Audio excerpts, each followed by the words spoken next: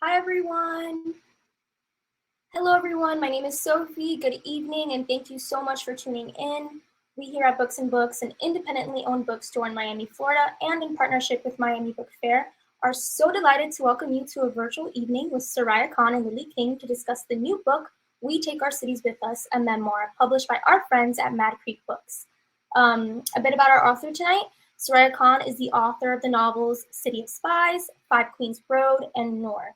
We Take Our Cities With Us is her first work of nonfiction. The daughter of a Pakistani father and a Dutch mother, she was born in Europe and grew up in Pakistan and now lives in Ithaca, New York with her family. You can find her at her website, sorayakhan.com. To moderate this evening's conversation, Lily King is the award-winning author of 5 novels. Her most recent novel, Writers and Lovers, was published in March 2020, and her first collection of short stories, 5 Tuesdays in Winter, was published in November 2021. Her 2014 novel Euphoria won the Kirkus Award, the New England Book Award, and was a finalist for the National Book Critics Award. Euphoria was named one of the 10 best books of 2014 by the New York Times Book Review. It was included in Time's top 10 fiction books of 2014, as well as on Amazon, NPR, Entertainment Weekly, Publishers Weekly, and Salon's Best Books of 2014. All right, just a quick reminder that throughout this evening's broadcast, you can post any questions you have below in the Ask a Question feature at the bottom of the screen. We will be answering them at the end, so I really encourage you guys to participate. Please order your copy of We Take Our Cities With Us from Books and Books and support independent bookstores. Now, without further ado, I'd like to welcome our guests to the virtual stage.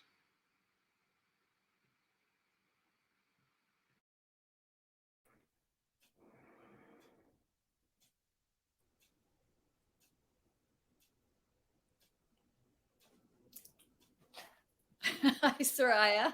How Hi. are you? Oh, I guess we're on our own now, aren't we? I think so. So great to see you.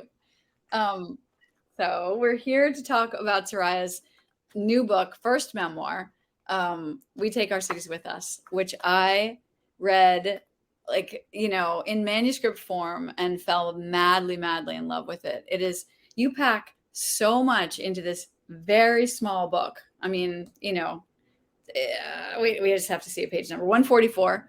I so admire that because I love a small book, and a small book that just really just gives you such a big story. So I have many questions about it, but I think first we should just kind of come clean about how we know each other and how long we've known each other. We were in grad school together I met you in 1989. Is that incredible? But only in that one workshop, in Doug Unger's workshop, right? You were an MFA student and I was auditing that class. Yes. So, yeah. But I feel like I knew you before that through Laura, that first semester that I got there. That's right. Yeah. And I remember, I just remember how good your work was all the way back then. And so I've just been a fan forever. And it's just really cool to watch your career and to get to talk to you tonight. Thank you so much. That's so generous. Can you just tell us, a little bit about this book? I kind of always hate it when people ask me that, but at the same time, I don't really like it when they define it. So it kind of maybe it's best if you define it for us. Well, sure. So the impetus for this book actually comes from a question that novelists are asked a lot, as you know, right? How much of your novel is true? What parts really happened? And sometimes even, which character are you?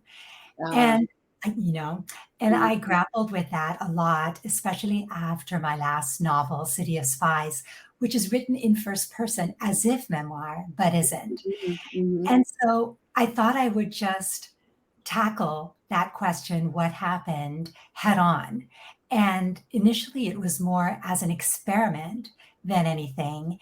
And the way I did it was I selected a different novel, not City of Spies, but Five Queens Road, and tried to think about if I wrote the real story behind that book, what would it look like? And then I wrote an essay that was about my mother's arrival to Lahore and my grandparents' house, 5 Queens Road, a version of that, which became, which is included in this memoir. So that was kind of the beginning point. Wow. And when was that? How many years ago? So I think that this whole process began in 2015, I think maybe 2014. And then after I wrote that first essay, my mother became sick. And then eventually, she died.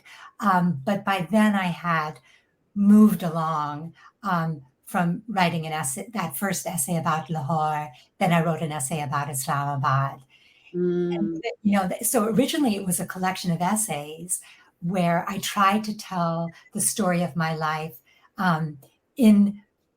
compartmentalize the story in the cities of my life. Interesting. But then I soon discovered, especially after my mother passed away, that my cities did not stay contained. They were just everywhere, sometimes multiple cities in a paragraph. And then also I discovered that my mother was all over my pages as well, which I didn't think. I didn't think I was writing about her, and I didn't think I was writing a grief memoir. So that is sort of the process. And then I surrendered to that. And then that's how this memoir was born, really. Wow. So when your mom was alive, she knew you were writing nonfiction essays kind of about your childhood. And then she died and things sort of morphed from there. Exactly. So I think that she knew that I had written 1 or 2 essays of those original essays, but things morphed from there. Exactly. So she never knew, of course, that I was writing this. I didn't know that I would write this either. Right. Right. And so she didn't really read about herself. Or did she? Interesting question, Lily. Am I making you uncomfortable already?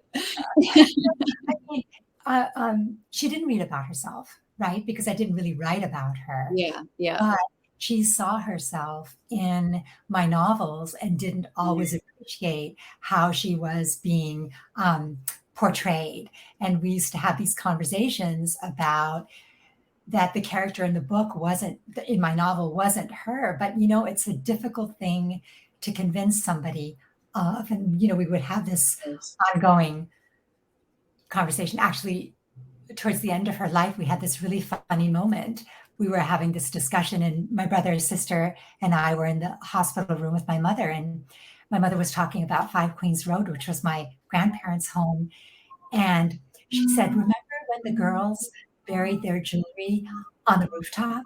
And I looked at her and I said, "That's in my novel. That didn't happen in real life." Oh, that's so amazing. And then she laughed and she said, "Oh, you're right, but you know what I mean."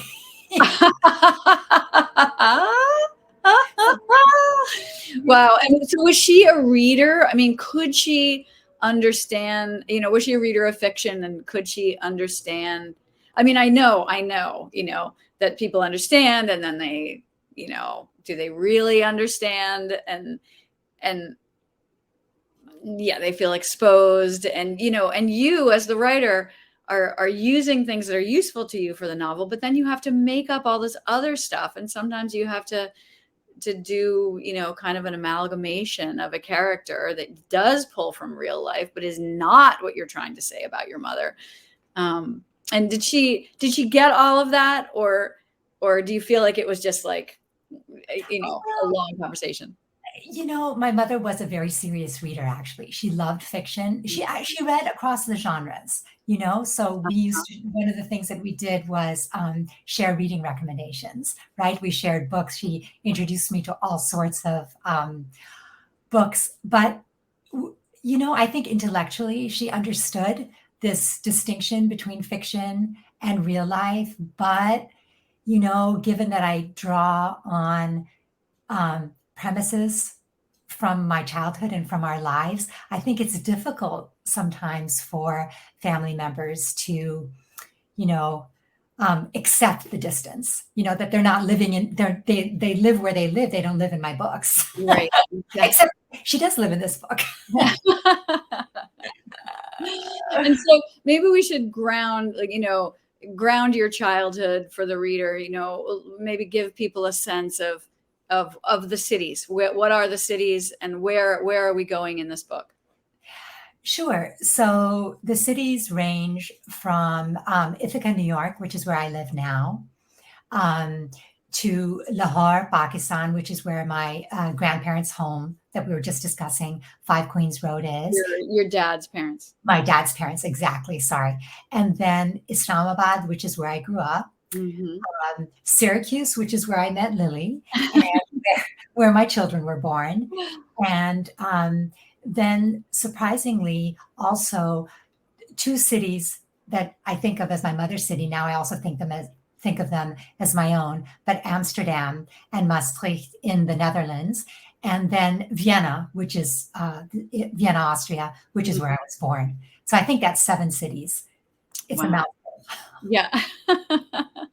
Will you read us a little bit so we can just hear? Sure. How about I just read the first voice? Yeah. Sure. Just the first page and a half. Okay. My mother was white and my father was brown. My mother Dutch, my father Pakistani. If she'd had a choice, she would have been brown. She tried, sitting near swimming pools during short summers when we lived in Vienna, and long ones when we lived in Islamabad. But her attempts came to a full stop with basal cell carcinoma when sunscreen replaced sun as her best friend. My father's brown was constant, except that when he grew older and gray in a certain light and on a certain part of him, his color lightened. I am in between. I pretend I didn't know I was brown until we moved from Austria to Pakistan and I saw it all around and made it mine. But my truth of color and country is complicated. Color is a fact for my American-born children. We didn't wake up one morning and decide our children were ready for the news. You're brown. Almost as soon as they could talk, they put their little arms next to mine and decided they were darker. They were always right, because when summer came and my color deepened, so did theirs, and our skin tone never matched. Next to their fathers, their arms and legs were not a match, but close enough. That's okay, our son said about my outsider status and patted my arm because they must have thought I needed comforting. Before long, they asked, "Where are we from?" I'd say, "You are from where we are from, Pakistan, and from where you were born, here." Naeem, my husband, would remember my mother and add, "Also from Holland, where Nani is from," which would surprise me because I had forgotten.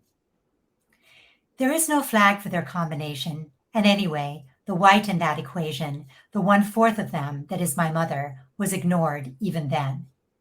Nani is the brownest person we know, I heard them say once, as if they'd always known that color was a state of mind, not pigment. My mother's allegiance to brown was resolute.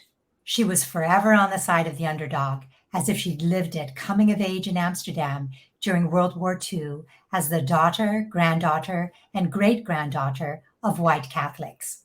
She'd half joke, "I'm absolutely positive I have Arab blood in me," and then react to our skepticism with, "Now don't you forget about the Arabs in Spain or the war between the Dutch and the Spanish." She threw around history the way all of us had been thrown around the world. I knew then that history lived alongside us, but until she was gone, I didn't understand that her history lived there as well. She was right. You cannot leave history behind. But when you are the daughter of my mother, Tera, you cannot leave her behind either. Oh, I love that beginning. I just love that. I love that last line so much. It's just, it speaks so much, about your love and your respect and your awe of her. It's such a beautiful tribute to her, but also so real. You never make us feel like you're giving us some, I don't know, buffed up, shiny, polished, slightly fake image of your mother. Like she is just such a real person. And I'm so curious about your kids. saying she's the brownest person we know. What do you think that they, and you give your reasons why, but what do you think they felt? What was going through their minds? Why was she so brown to them? Because I think she was always espousing positions and political positions and being on the side of the underdogs. Like the poor should have more rights. Human rights should be respected. There should not be war. She was really opposed to colonialism and the after effects of what the colonists had done to their colonies, what the Dutch had done in Indonesia, what the French had done in Algeria. Mm-hmm. And, she was very free, shall we say, with her opinions on these kinds of things. Mm-hmm. So the kids heard that. And I think that that's really where that comes from. Yeah. And then she, there's that incredibly, powerful line that she says, you children have always been your fathers, which is so interesting. And I'm wondering, what that has to do with color and what that has to do with, I mean, obviously, you all were raised in Pakistan, which is where your father's from, and how much that played into it, or if it was more. I think that, one of the things that I discovered when I was writing this book really was the tension really between my parents and trying to figure out whether they could make a life for themselves together across these very different worlds that they came from. So I'll just mention in the book, one of the things that I talk about are these letters that I inherited from my mother, which, hundreds of letters of correspondence between my mother and my father before they married. And they have these discussions about, making this life for themselves together. And my father's sort of suggesting to her that it's going to be tough. And she's saying, well, you don't think I'm tough enough, or, not exactly like that, but along those lines. So she was, they were aware of this tension and how difficult it would be. But of course, the sacrifices to create that life were really hers to make, because they ended up moving to Pakistan with 3 young children. And my mother raised 3 young children in a country that wasn't her own, right? And so I think that for complicated family reasons and her estrangement from her own family, maybe it was easier for her than you would think, right? Because I don't know if she was happy to give up that part of her, but there was an opening there because of that. So back to your question, I think that all these factors, it's a constellation of factors that led her to make that remark. I hadn't thought about color. Actually, now it seems obvious that maybe I should have you raise the color issue. I hadn't thought of that when I was writing it, or when she was saying that to me. I was thinking more in terms of loyalty to my father and loyalty to my father's country, as opposed to loyalty to her. And that's what I'm trying to figure out in this book, right? I'm trying to, just explore that ambiguity. Yeah. And was it something that you felt that she felt a lot, or do you feel like that just came out of the blue and you've been kind of processing it ever since? This sort of, it's so interesting in any family, the parent, to think of, often it's the children trying to figure out, who do my parents love more, and that kind of stuff. And you don't think of parents saying, oh, well, they're your kids more than my kids, that kind of thing. And so it's an interesting emotion to have, a particular, I don't know, insecurity or because when you read this book, like, you are so hers, you know what I mean? The love is just on every page. Yeah, you know, I mean, I don't know. I would think it was a very difficult time when she made that comment to me, Yeah. right? My father had just passed away. Our household was dissolving. She'd made a decision to move back to Europe where, I mean, the house was literally, we're giving away things. You have a family home and, you know, I mean, you know what that's like. And it was in a very condensed period of time. So, you know, Yeah. there has to be some allowance, but I feel like I have been processing that comment ever since it was made, and I think that it's one of the things that anchored me in this narrative. I could think about that as, you know, one of the things I wanted to explore from Yeah. her perspective. Another thing that you explore that really reverberates is what comes after that line in the beginning. You know, that you cannot leave her behind either. And then there's a space, and then you say, it's true, that day was warm and beautiful in New York, and we all know what you mean. I mean, I know I wrote you after I read this whole section. It just makes me emotional just thinking about, I don't just the impact of 9/11 on your kids and on your family, and obviously on Muslims everywhere, people everywhere. I found that the way you describe that, and the way, just then, the way you introduce it was so powerful. And I just had my heart in my throat the whole time. It was just so good, just such good writing. And I'm wondering, was that, did you write that for an essay? How did that feel to write? How did it feel? Your kids are adults now, and writing about this. I'm wondering about that experience, and if you could talk about 9/11 and how it did affect you. You say so many interesting things in the book that there's no way we can cover them all. But maybe you could give a little bit. You know, I really never imagined I would ever write about 9/11 or my kids' experiences or how I felt about it or anything like that. I never imagined it. And I remember, you know, almost at the time that this was happening, I have a writer friend who's also from Pakistan, and we were in New York City together, and I was just sharing with her some of these things that had happened. And she looked at me very sternly and said, "You really need to write about this." And I said, Mm, "Oh, I'm never writing about this. I am not never writing about this." And so I think, even though I said I would never write about that, I think I started to think, you know, I wonder really if some semblance of this could be subject matter for something in the future. yeah. And then, you know, when I was mentioning to you how this book began as a collection of essays, I think the second or third essay that I wrote was what I thought of by then as my Ithaca essay, right?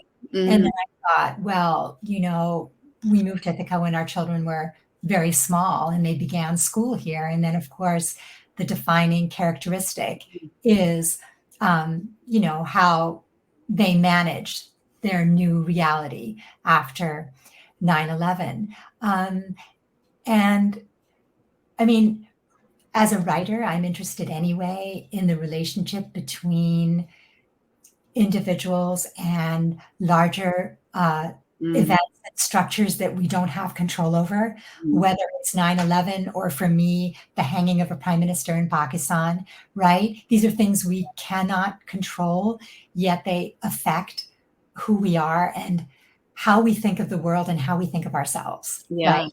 And in your case, I mean, with 9/11, how people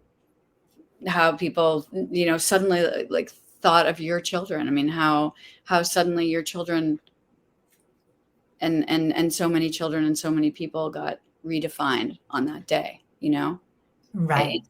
just a horrific way. And you see in the book how quickly it happens. Yeah, I mean, you know, so now I think that the kids don't really even remember what life was like before that. They were so small. I Yeah. mean, our younger one was in kindergarten. So, I mean, it's a defining moment for them, as it is for this country, and it is for, you know, millions of people. outside this country as well, because obviously, because of all the wars, all the children whose lives have been devastated or taken from them also. Yeah. So, I mean, really, my family's experience is such a sliver, small little thing.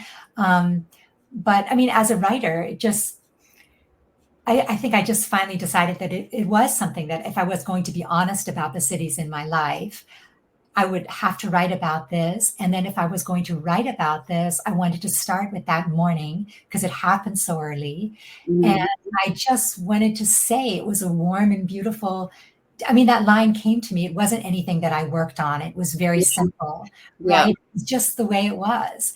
And you know, in a way, the writing in this memoir, I tried to let it come from that place of honesty instead of trying to, always thinking about crafting and making it into something else. I thought the only way I can write this is if it really comes from some, scary, vulnerable Yeah. that we don't always want to go to. Yeah. Yeah. So, yeah. And I really, I think it's so interesting.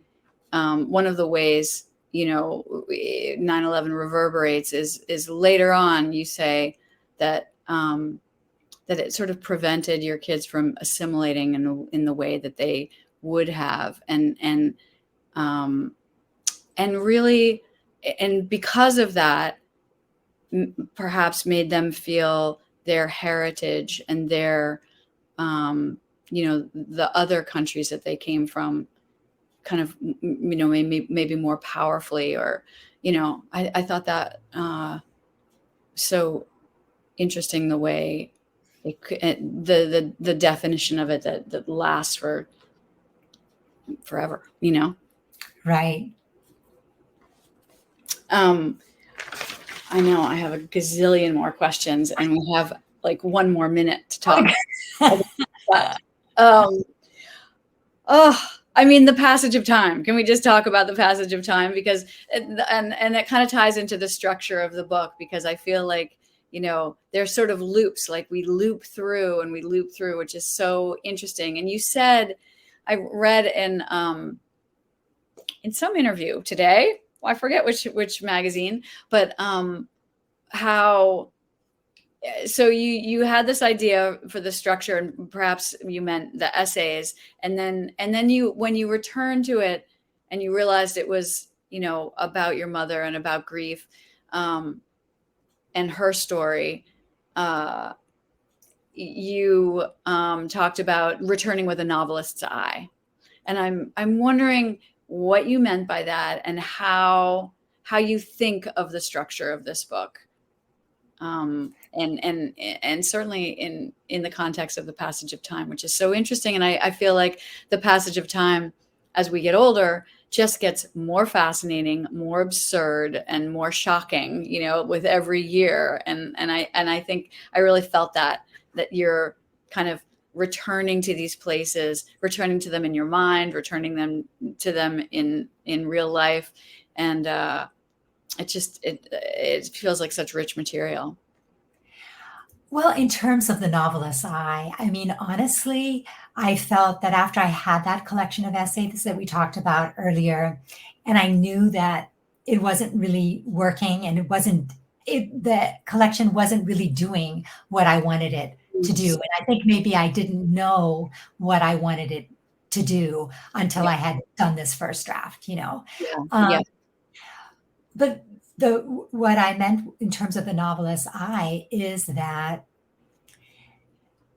I mean, the really big lesson for me in terms of craft and writing this memoir is what now seems obvious, that memoir is really story, right? And when I had this collection of essays, and I started to think to myself, well, I want to make it something whole.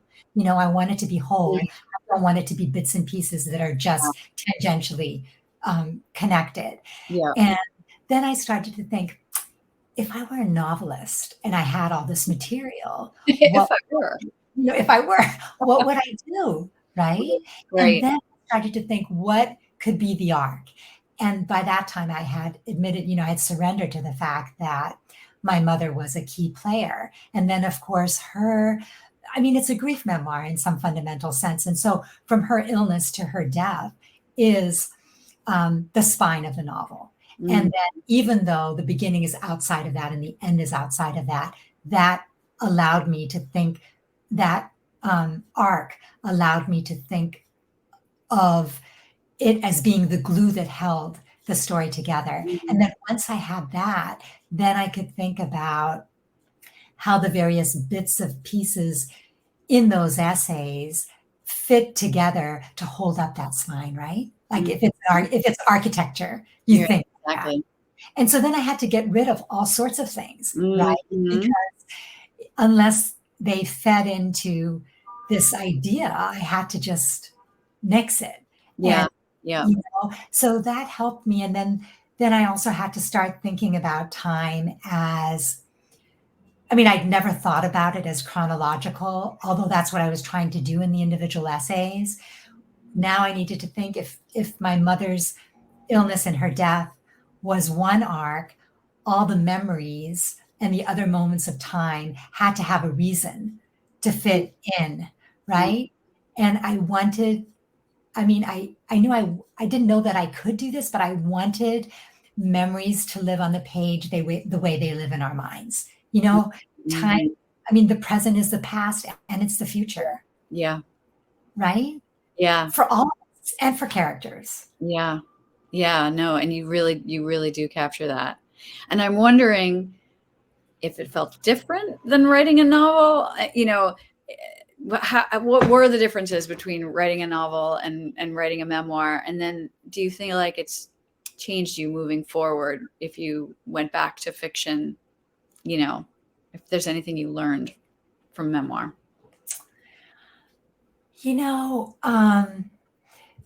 The major difference that I can think of is that, writing memoir was on the one hand incredibly liberating, but incredibly constraining. And when I had this idea of wanting to write those original essays, it was because I wanted to take a break from fiction. And I knew that after my last novel, I thought I've got to do something different.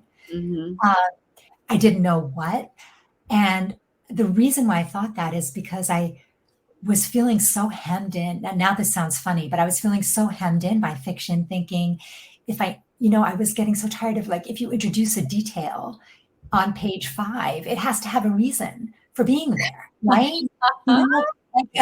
And if there's no reason and you don't ever come back to that detail, there's no point for that detail being there. And I was just feeling like I want to begin with all the information and all the facts. And then I know what the array is that I have to work with, right? Mm-hmm. And then I can make sense of it. But of course, either way, you're making story. Sorry, my phone's ringing. No problem. So either way, you're making a story. So, that was really the lesson for me, that memoir really wasn't an escape, even though I had all the facts, because in the end, somebody else with exactly the same access to information that I had, exactly the same files that I've saved and the letters and all these kinds of things, somebody else would have written a completely different story. Yeah. Right? So true. And in terms of what I would take with me to I don't know. I don't know, maybe a appreciation of tighter structure. I don't know. Mm-hmm. We'll see. Yeah. All right. I feel like I have to open it up to questions now. As much as I really wanted to read that scene when you're massaging your grandmother's back. The writing. I just need to tell everybody that you have to get this book because the writing is so gorgeous. Okay. Thank you, Lily. Hello again. Hi, Sophie. Thank you so much for sharing. I'm going to move on with the questions. So we have a question from Gabriel. Did you learn anything about yourself when writing this? I did. For example, I learned that my memory is not reliable.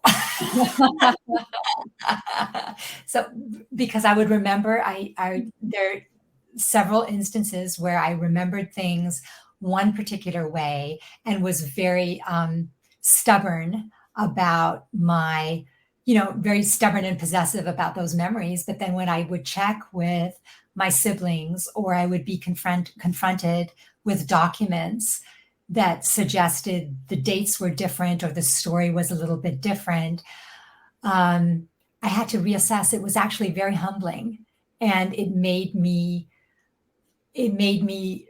try to be more meticulous about my research process in this book. It's really interesting, actually.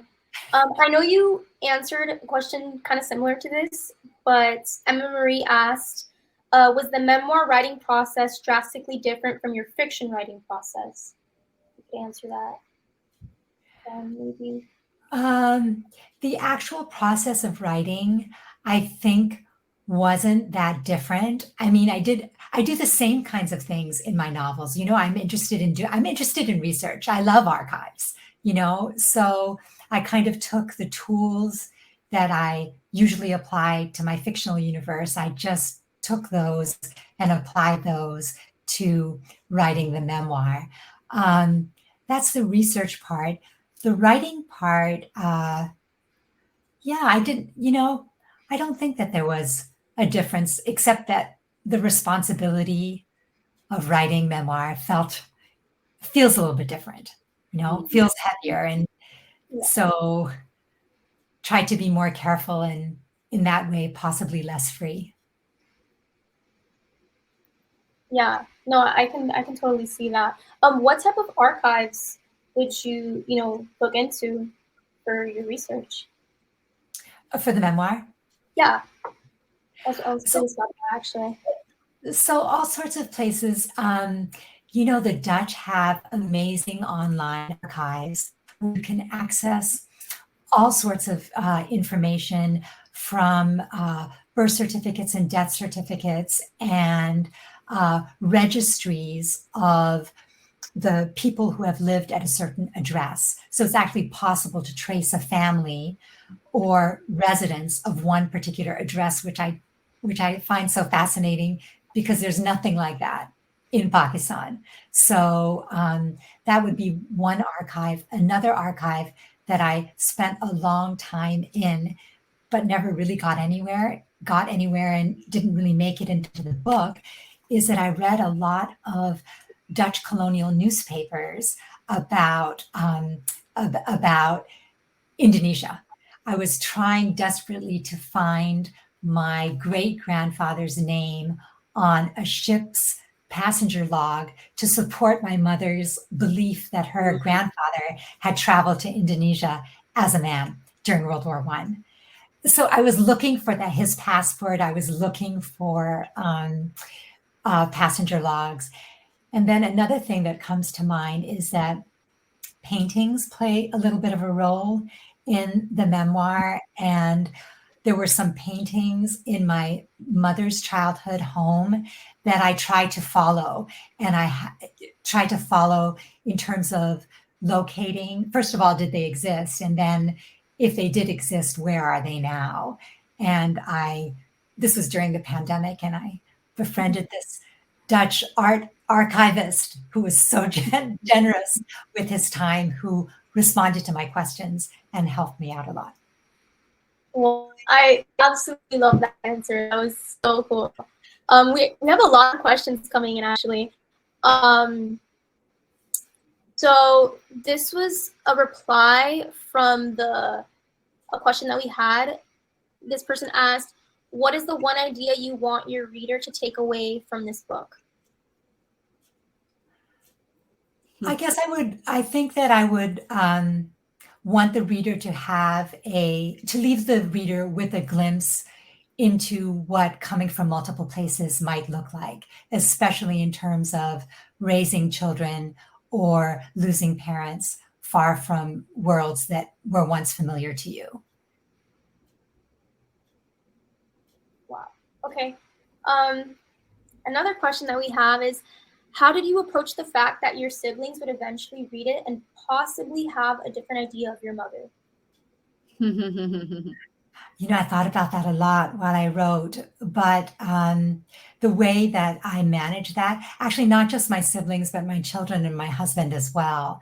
The way that I managed that was that after I had finished both the failed essay collection and then also this memoir, I gave it to all of them to read. And I asked them to be as honest as they could with me, because the story that I tell is not only my story. I mean, they're mentioned in here and it's their story also.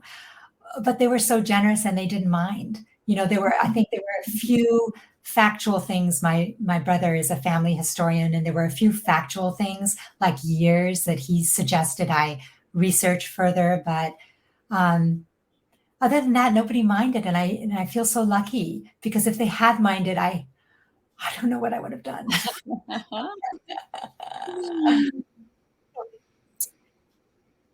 We have another question from Raquel. She asked, is it too much distance between how you remember events and what the mass media say about those same events? Could you say that again? Is it too much distance between how you remember events and what the mass media say about those events? Oh, you mean the disparity between the national media narrative? That's what it's asking. Right. I mean, there is a vast difference, but I don't think that that's that's just par for the course. I mean, I just think that the job of a novelist is to suggest one particular narrative of how the world works, and then be in conversation with whatever other narratives are out there. And it just happens to be that the narrative that I'm interested in is, immediate, in the sense that maybe it's about 9/11 or Pakistan's history. And of course, the way that those events have been written about are completely different. But I think of my work in conversation with that, and the fact that there's this big gap doesn't bother me or stop me. I have another question. Do you have another book in process or in mind, and how has it been influenced by the experience of writing this book? I do have another novel in mind that I'm busy working on that is very exciting to me, and I can't wait to get back, but I really hesitate to say very much about it. I'm not superstitious, but I just feel like I don't want to give out too much information. I will say, though, that two things. One, Pakistan doesn't factor in, which is a surprise to me. And some of the things that I learned about in my research for the memoir that never made it in here are sort of have fed my imagination in that regard. Oh, I love that. We have another question from Lucas, and he asked, what part of your writing process did you find most difficult to accomplish? Structure is the bane of my writing existence. I find it hard. So it was really difficult to find the structure that finally worked. I mean, when I found this structure and it just kind of clicked, it was a really wonderful moment. But there was a lot of I don't want to say despair, because I didn't despair, but it was very difficult to admit that what I had been trying to do wasn't working, and that I could really, throw it away and try again. That was the hardest. I mean, to believe, for a writer to put her faith into trying something else when I spent so many, a couple of years trying to do it one way. It's hard. Yeah. Lily's shaking her head. She too well. I think those are all the questions that we have for tonight. But thank you guys so much on behalf of Books and Books. Lily, thank you so much for your questions, for moderating, and Thank you. Sorayya, thank you so much for sharing your story. You know, I loved it. I loved hearing this. Thank you so much, Sophie. Thank you so much, Lily. Oh, thank you. It's an honor and a pleasure.